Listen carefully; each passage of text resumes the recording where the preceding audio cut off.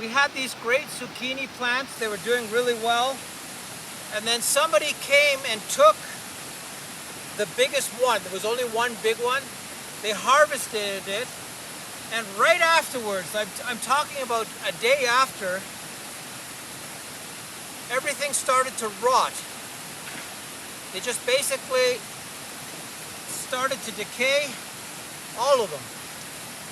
And the mistake was we needed to leave one big zucchini at a minimum.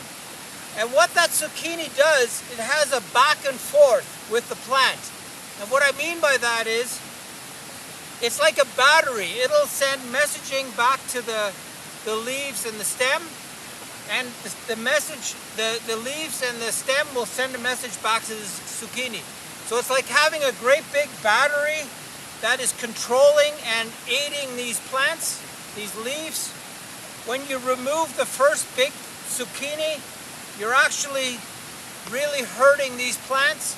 So always leave at least one or two big zucchinis.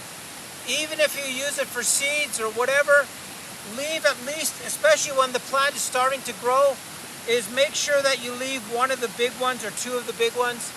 And don't worry about them. Don't consider them something you harvest, because there's going to be enough growth anyways, so you don't really need to worry about those two big plants that you leave for the back and forth. So here's another example.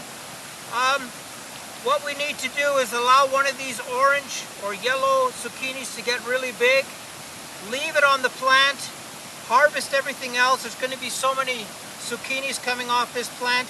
So remember to leave a battery. Leave one of the big zucchinis to have this back and forth with the plant.